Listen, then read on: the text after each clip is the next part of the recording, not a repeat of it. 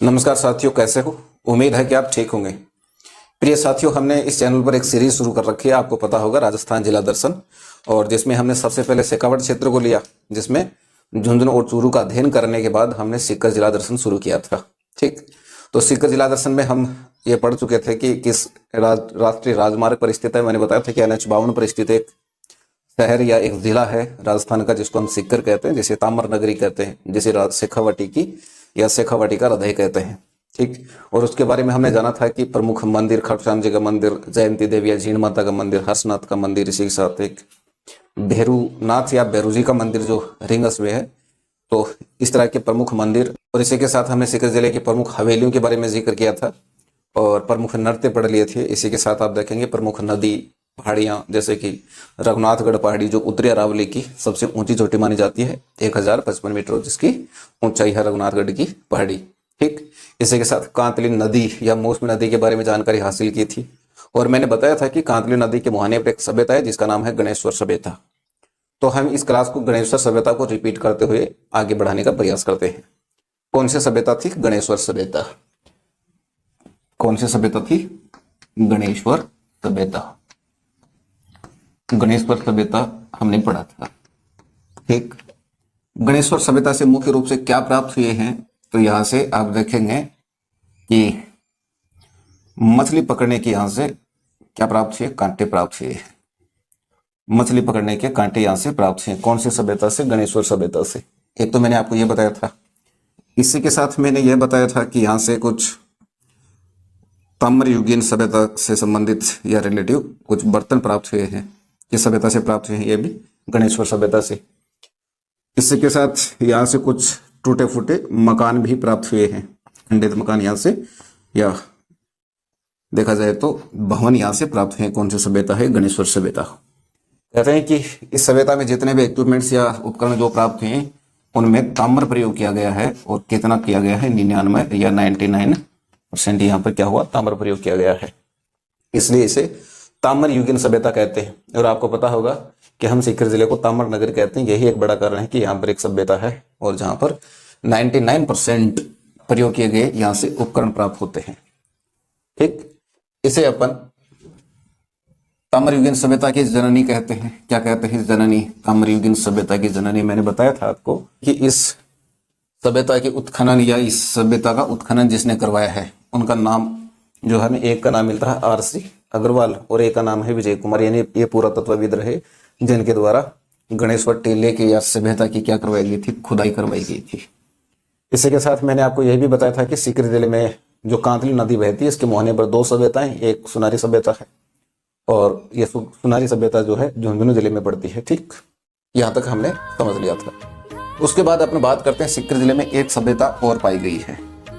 एक सभ्यता और पाई गई सीकर जिले में, जहां से कहते हैं कि सिक्के प्राप्त हुए हैं। क्या प्राप्त हुए हैं? यहाँ से सिक्के प्राप्त हुए हैं। मैं आपको सजेस्ट करूंगा, हर बार कहता हूं, अब भी कह रहा हूं कि आप नोट्स बनाएं तो जितना हो सके चित्र बनाइए। क्या प्राप्त हुए हैं? सिक्के प्राप्त हुए हैं। कौन सा सिक्का? पंचमार्क सिक्का यहाँ से प्राप्त हुआ है। पंचमार्क सिक्के यहाँ से प्राप्त हुए हैं। कहते हैं कि ये पंचमार्क सिक्के जो हैं चांदी के बने हैं। कौन सी धातु के बने हैं? चांदी के बने हैं। और इस सभ्यता को अपन कहते हैं गुरारा सभ्यता। कौन सी सभ्यता कहते हैं? गुरारा सभ्यता। ठीक, गुरारा सभ्यता। और यहां से जो सिक्के प्राप्त हुए हैं उनकी क्वांटिटी यानी कि मात्रा कितनी है? 2744। 2744 यहां से पंचमार्क सिक्के प्राप्त हुए हैं, जो किस धातु के बने हैं? चांदी के बने हैं। और गांव कौन सा है? वो तो गुरारा गांव है, इसलिए इसका नाम क्या रखा गया है? गुरारा सभ्यता। सीकर में एक गांव है गुरारा। ठीक, अब अपन बात करते हैं, मैंने यहाँ पर 3 सिंबल तैयार किए हैं, आप देख पा रहे होंगे। 3 सिंबल तैयार किए हैं। किस लिए किए हैं इन्हें आप देख लेते हैं। ठीक, उम्मीद है कि आपने लिख लिया होगा। आप देख पा रहे होंगे मैंने यहाँ पर 3 सिंबल तैयार किए हैं, चित्र बनाए हैं, और मेरा यह मानना है कि यह झील है। क्या है ये? झील, यानी झील की ओर इशारा कर रही है। इसका मतलब है 3 मैंने यहां पर सिंबल तैयार किए। इसका मतलब है कि सीकर जिले में 3 झील हैं। एक झील है जिसका नाम है रेवासा। क्या नाम है? रेवासा। याद रहे, इसमें खारा पानी है, यानी कि खारे पानी की झील है रेवासा। इसके बाद एक झील है यहां पर कोछोर झील। कौन सी झील है? कोछोर झील। कोछोर झील। और यह भी खारे पानी की झील है। यहां पर एक झील है जिसका नाम है प्रीतमपुरी। प्रीतमपुरी एक गांव है नीम का थाना में। कहां पर है? नीम का थाना। नीम का थाना। नीम का थाना में एक गांव है प्रीतमपुरी, और वहां पर एक झील है जिसका क्या नाम मिलता है हमें? प्रीतमपुरी झील। गांव के नाम पर ही है। कहते हैं कि ये समाप्त हो चुकी है। समाप्त हो चुकी है। केवल इस झील में वर्षा ऋतु में पानी आता है, या वर्षा ऋतु में ही केवल पानी होता है। बाकी ये झील जो है समाप्त हो चुकी है, सूख चुकी है। उसके बाद आप देख पा रहे होंगे मैंने यहाँ पर एक चित्र बनाया है। ये चित्र किसका है? बकरी का चित्र है। बकरी। बकरी का क्या संबंध है सीकर जिले से? आप देखेंगे कि सीकर में एक गांव है जिसका नाम है बलेखंड। क्या नाम है? बलेखंड नाम है। बलेखंड में भारत का सबसे बड़ा बकरी पालन फार्म स्थित है। भारत का सबसे बड़ा बकरी पालन क्या है? फार्म है। भारत का सबसे बड़ा है, याद रहे, राजस्थान का नहीं है, भारत का सबसे बड़ा है। ठीक। और आप देखेंगे कि सीकर की जो बकरियां होती हैं, सीकर की जो बकरी की नस्ल होती है वह होती है शेखावटी। कौन सी होती है? शेखावटी। शेखावटी जो नस्ल होती है बकरी की नस्ल। ठीक। और यह जो नस्ल है यह काजरी के द्वारा विकसित की गई है। काजरी द्वारा विकसित नस्ल है। काजरी द्वारा विकसित नस्ल है एक। कौन सी? शेखावटी। अब अपन बात करते हैं सीकर जिले के प्रमुख व्यक्ति। क्या होगा? प्रमुख व्यक्ति कौन कौन है? तो सबसे पहले अपन बात करते हैं उस व्यक्ति की जिसने राजस्थान में पहली बार उत्तरदायी शासन की मांग की। क्या नाम मिलता है? क्या नाम मिलता है? सेठ जमनालाल बजाज। सेठ जमनालाल बजाज। कहते हैं कि इनका जन्म सीकर में काशी का बास है एक। कौन सा स्थान? काशी का बास। यहां पर इनका जन्म हुआ था 4 नवंबर और 1889 को। इनका जन्म हुआ सेठ जमनालाल बजाज का। उसके बाद आप देखेंगे गांधी जी का 5वां पुत्र कहा जाता है। 5वां पुत्र किसे? सेठ जमनालाल बजाज को। और ये खुद को गुलाम नंबर 4 कहा करते थे। गुलाम नंबर 4। इनकी नजर में भारत नंबर 1 गुलाम था, यानी कि 1 नंबर गुलाम कौन था? भारत। 2 नंबर था देसी राज्य जो थे वह गुलाम थे। 3 नंबर पर इन्होंने रखा सीकर को। किसे रखा? सीकर को। और 4 नंबर कौन थे? ये खुद। उसके बाद अपन बात करते हैं 1920 को इन्हें एक उपाधि दी गई अंग्रेजों के द्वारा, राय बहादुर की उपाधि। राय बहादुर की उपाधि दी गई। ठीक। लेकिन जब बहिष्कार आंदोलन चलाया गया उस समय गांधी जी के तो ये फेवर में रहते थे। ठीक। तो उनके मार्ग पर चलते हुए इन्होंने क्या किया? राय बहादुर की जो उपाधि थी वह उसे वापस लौटा दी। किसे? ब्रिटिश सरकार को। उसके बाद 1927 को इन्होंने गांधी जी के मार्ग पर चलते हुए चरखा संघ की स्थापना की। क्या किया इन्होंने? चरखा संघ की स्थापना। चरखा संघ की स्थापना की थी किन्होंने? सेठ जमनालाल बजाज ने। राजस्थान के ये पहले वह व्यक्ति हैं जिन्होंने राजस्थान में पहली बार उत्तरदायी शासन की मांग की। ऐसे शासन की मांग की जो जनता के प्रति जवाबदेही हो, जनता के हित अहित को समझने वाली हो, यानी कि उत्तरदायी शासन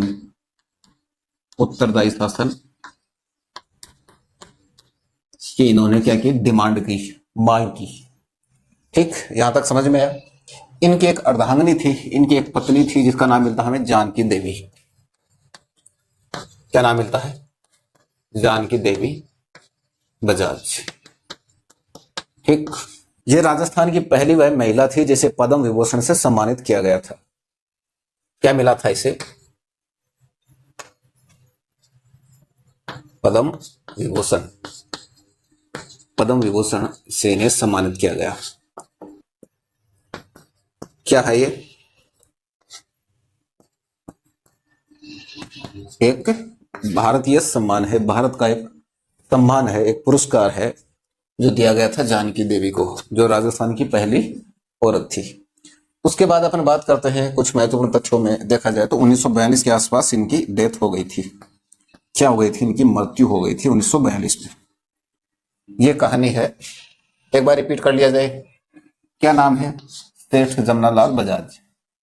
काशी के बास में इनका 4 नवंबर 1889 को जन्म हुआ। इन्हें गांधी जी का 5वां पुत्र कहा जाता है। यह खुद को गुलाम नंबर 4 कहा करते थे। 1920 में इसे क्या दी गई थी अंग्रेजों के द्वारा या ब्रिटिश सरकार के द्वारा? राय बहादुर की उपाधि दी गई थी। लेकिन बहिष्कार आंदोलन जब चला तो इन्होंने क्या किया? इस उपाधि को वापिस लौटा दिया था कि हमें अंग्रेजों का कुछ नहीं चाहिए, बहिष्कार कर रहे थे। 1927 में इन्होंने गांधी जी के सिद्धांतों पर चलते हुए चरखा संघ की स्थापना की। 1942 में इनकी डेथ हो गई। इनकी धर्मपत्नी जानकी देवी को जो है भारतीय सम्मान या पुरस्कार से सम्मानित किया गया, जिसका क्या नाम है? पद्म विभूषण, जो राजस्थान की पहली महिला थी। ठीक, यहां तक कंप्लीट। अब अपन बात करते हैं इस जिले से संबंधित एक प्रमुख व्यक्ति जिसका नाम मिलता है हमें करपाल सिंह शेखावत। हस्त कला में दक्ष थे ये, ब्लू पोट्री के जादूगर कहा जाता है इन्हें। तो अब बात करते हैं करपाल सिंह शेखावत। उम्मीद है कि आपने लिख लिया होगा। करपाल सिंह शेखावत, क्या नाम है? करपाल सिंह शेखावत। करपाल सिंह शेखावत। कई बार एग्जाम में आपको करपाल सिंह से रिलेटिव क्वेश्चन देखने को मिलेगा, चाहे स्टेट लेवल की बात हो, सेंटर में भी आपको एक बार जो है एनटीपीसी में इससे संबंधित क्वेश्चन पूछा गया था। कौन है ये? तो ये है ब्लू पोट्री के जादूगर। ब्लू पोट्री के जादूगर कहा जाता है इन्हें। क्या कहा जाता है? ब्लू पोट्री के जादूगर। ब्लू पोट्री क्या है? एक हस्तकला है, हस्तकला। ठीक, इनका जन्म सीकर में मऊ गांव है, मऊ कहां पड़ता है? श्री माधोपुर में। श्री माधोपुर में गांव पड़ता है, फिर वही समस्या, श्री माधोपुर जिसका नाम है मऊ। सीकर में एक बऊ गांव भी है, बऊ। क्या गांव है? बऊ। ठीक, इसलिए कंफ्यूजन करने के लिए विकल्प ये भी दिया जा सकता है, बऊ और मऊ दोनों अलग अलग हैं, याद रह जाएगा, रखना ही होगा। इनका जन्म कब हुआ था? जन्म कब हुआ? 1922 में। और इन्हें 1974 में पद्मश्री से सम्मानित किया गया था। पद्मश्री से सम्मानित किया गया। किसे किया गया? करपाल सिंह शेखावत को। कौन है? ब्लू पोट्री के जादूगर, एक हस्तकला के जादूगर कहा जाता है इन्हें। और सीकर में एक श्री माधोपुर शहर है ही, और उसी में एक गांव है जिसका नाम है मऊ। क्या पढ़ रहे हैं अपन? सीकर पढ़ रहे हैं। ठीक, तो 1922 में इनका जन्म हुआ। 1974 में इन्हें पद्मश्री से सम्मानित किया गया, ब्लू पोट्री के मामले में या इस हस्तकला के मामले में। ठीक, मतलब विश्व स्तर पर देखा जाए तो इनके द्वारा इसको प्रसिद्धि दिलाई गई है, ब्लू पोट्री को। उसके बाद अपन बात करते हैं सीकर में एक प्रसिद्ध महिला रही है जिसका नाम है किशोरी देवी। क्या नाम मिलता है? किशोरी देवी। नाम सुना होगा ये, किशोरी देवी। कई बार स्टेट लेवल के एग्जाम में इनका नाम पूछा गया। ठीक, कहते हैं कि इनके सनेदे में कटराथल गांव है एक सीकर में। कटराथल में 10,000 महिलाओं का महासम्मेलन हुआ। महिलाओं का क्या हुआ था? महासम्मेलन हुआ। कितने महिलाओं ने भाग लिया? 10,000 महिलाओं ने। कहते हैं कि राव राजा कल्याण सिंह के शासनकाल में एक महिला के साथ कुछ अभद्रता हुई, और अभद्रता भी क्या, बड़े स्तर पर घिनौना काम किया गया किसी महिला के साथ। तो उस घटना का विरोध करने के उद्देश्य से कटराथल में 10,000 महिलाओं का महासम्मेलन आयोजन हुआ, और जिसका नेतृत्व कर रही थी किशोरी देवी। ठीक। सीकर में किसान आंदोलन भी हुआ। क्या हुआ था? किसान आंदोलन। किसान आंदोलन। इस चैनल पर आपको सीकर किसान आंदोलन को बड़ी बेहतरीन तरीके से समझने को मिल सकता है अगर आप विजिट करें। कम समय में बेहतरीन तरीके से मैंने सीकर किसान आंदोलन को समझाया है। ठीक। कब हुआ ये? 1922 में। इसका नेतृत्व करते हैं राम नारायण चौधरी। कौन करते हैं? राम नारायण चौधरी के द्वारा सीकर किसान आंदोलन का नेतृत्व किया गया था। कई महत्वपूर्ण घटनाएं हैं। दाफी देवी या दापी दादी का नाम मिलता है कुदन कांड से संबंधित। तो कई महत्वपूर्ण जो है फैक्ट हैं, आप देख सकते हैं। ठीक। 1922 में यह किसान आंदोलन हुआ था। कहते हैं कि राव राजा कल्याण सिंह के समय हुआ। ये किस समय हुआ? राव राजा कल्याण सिंह के समय। कौन थे इस समय शासक? कौन थे यहाँ के? राव राजा कल्याण सिंह थे। 1922 में किसान आंदोलन हुआ। कहते हैं कि राव राजा कल्याण सिंह के द्वारा एक आदेश जारी किया गया जिसमें कुल उपज का 50% लगान लेना तय हुआ, और उसका विरोध करने के लिए रामनारायण चौधरी के नेतृत्व में 1922 में किसान आंदोलन हुआ सीकर जिले में। ठीक। याद रह जाएगा, रखना ही होगा, विकल्प नहीं है। कोई अगर होता तो मैं आपको बता देता, और कोई विकल्प नहीं है। उम्मीद है कि आपने लिख लिया होगा। अब अपन बात करते हैं भारत का एक महत्वपूर्ण पद जिसको अपन कहते हैं राष्ट्रपति। देश का पहला नागरिक माना जाता है राष्ट्रपति, पता ही होगा आपको। राष्ट्रपति प्रतिभा देवी सिंह पाटिल। ये एक महिला है। प्रतिभा देवी सिंह पाटिल क्या है? ये एक महिला है जो भारत की पहली महिला राष्ट्रपति होने का गौरव प्राप्त कर चुकी है। प्रतिभा देवी सिंह पाटिल। ठीक। इनका संबंध क्या है? सीकर में एक गांव है जिसका नाम है लोसल, और लोसल में इनका ससुराल है। ठीक। क्या है? इनका ससुराल है। कौन है? भारत की पहली महिला राष्ट्रपति। महिला राष्ट्रपति। इसी के साथ ये भी ध्यान में रहे, यह राजस्थान की पहली महिला राज्यपाल रही है। यह भी इन्हें गौरव प्राप्त है कि भारत की पहली महिला राष्ट्रपति और राजस्थान की पहली महिला राज्यपाल, दोनों गौरव इन्हें प्राप्त हैं। सीकर से संबंध ये है इनका कि लोसल गांव में इनका ससुराल है। उपराष्ट्रपति का संबंध भी है एक। किसका है? उपराष्ट्रपति। क्या नाम है? तो हमें नाम मिलता है डॉक्टर भैरव सिंह शेखावत। भैरव सिंह शेखावत। कहते हैं कि इनका जन्म सीकर में एक गांव है जिसका नाम है खचरियावास। खचरियावास। खचरियावास कहां पर है? सीकर में। लोसल भी सीकर में है, सीकर जिला ही पड़ रही है अपन। तो यहां पर इनका जन्म हुआ था, ऐसा माना जाता है, और यह सत्य बात है। तो याद रख लेना है। राष्ट्रपति क्या नाम है? प्रतिभा देवी सिंह पाटिल, जो भारत की प्रथम महिला राष्ट्रपति है, राजस्थान की पहली राज्यपाल है। ठीक। जिनका जो ससुराल है वो लोसल में है। उसके बाद राष्ट्रपति भैरव सिंह शेखावत यानी कि उपराष्ट्रपति, उनका जन्म भी कहां पर हुआ? सीकर जिले में खचरियावास में। ठीक। अब अपन बात करते हैं शेखावाटी के रॉबिन हुड किसे कहते हैं। ठीक।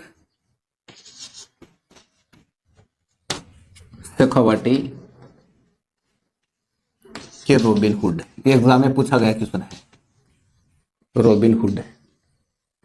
ठीक। किन्हें कहते हैं? तो डूंगजी व जवाहर जी को,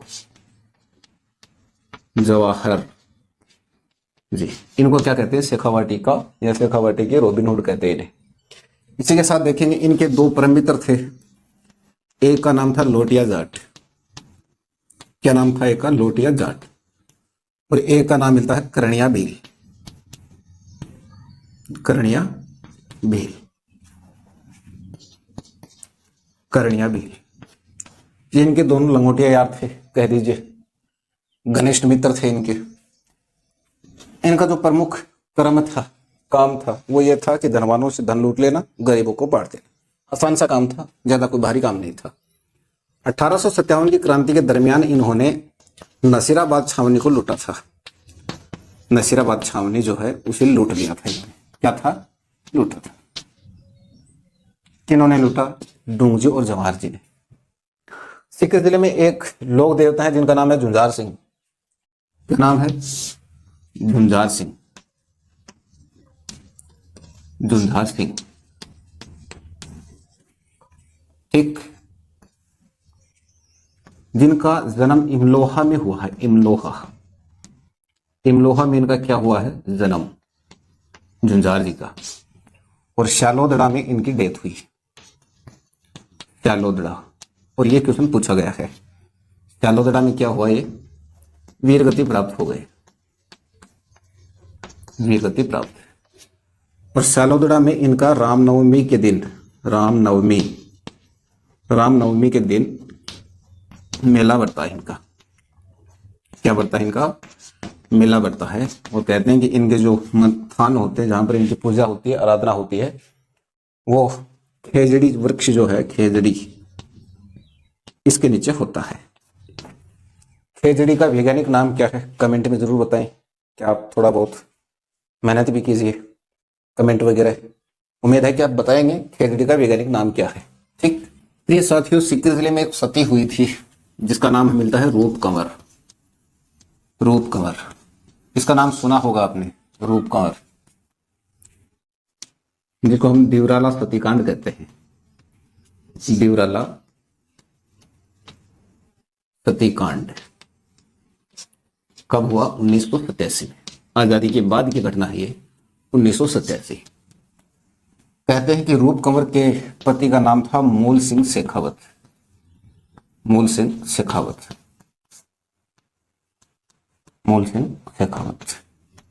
और जब ये केवल इनकी आयु 24 वर्ष थी, उस समय किसी बीमारी के कारण इनका देहांत हो गया, इनकी डेथ हो गई। तो कहते हैं कि इसकी चिता पर बैठ के मूल जो सिंह है या इनके जो पति हैं रूप कंवर के, इनकी चिता पर बैठकर रूप कंवर जो है सती हो गई थी, जो भारत की अंतिम सती मानी जाती है। भारत की अंतिम सती, ठीक, भारत की अंतिम सती कौन है? रूप कंवर है। फिर दिवराला कहां पड़ता है? श्री माधोपुर में। श्री माधोपुर। बड़ा बवाल खड़ा हुआ था उस समय जब 87 में यह सती हुई थी। ठीक। अब अपन बात करते हैं, थोड़ा याद कर लेना, इस एग्जाम में पूछा गया है, रिपीट हुआ किसी ना, 2 बार रिपीट हो चुका है। क्या नाम है? रूप कंवर नाम है जो सती हुई थी, जिसको दिवराला सतीकांड कहते हैं। 1987 में यह सती हुई थी।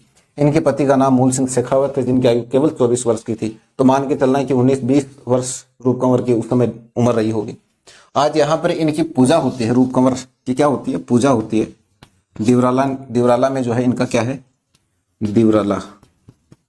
दिवराला में इनका मंदिर है, किनका?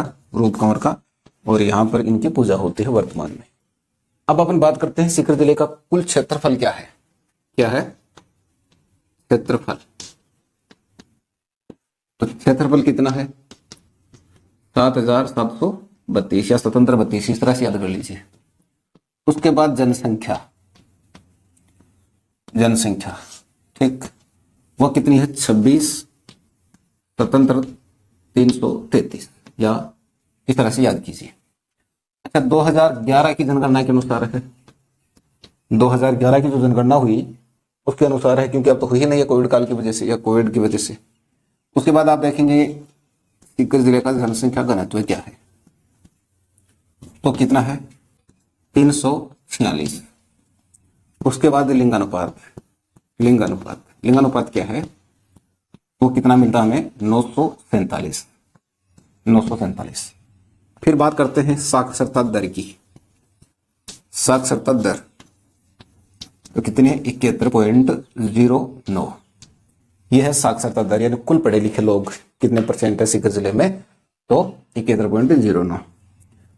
सीकर जिले की जो आकृति है, आकृति वह पहले के समान आकृति है, पहले के समान, पहले के समान। इस तरह से सीकर जिले की आकृति है। ठीक। और यहां पर ये झुंझुनू है ये आपका। ठीक। यहां पर आप देखेंगे आपका चूरू है और ये सीकर है, ये लोकेशन है। यहां पर जो है हरियाणा से सीमा बनाता है। किससे बनाता है? हरियाणा से। ठीक। रिपीट करें एक बार। सीकर जिले का क्षेत्रफल क्या है? 7,732। जनसंख्या क्या है? 26,333। जनसंख्या घनत्व क्या है? 346। लिंगानुपात क्या? 947। ठीक।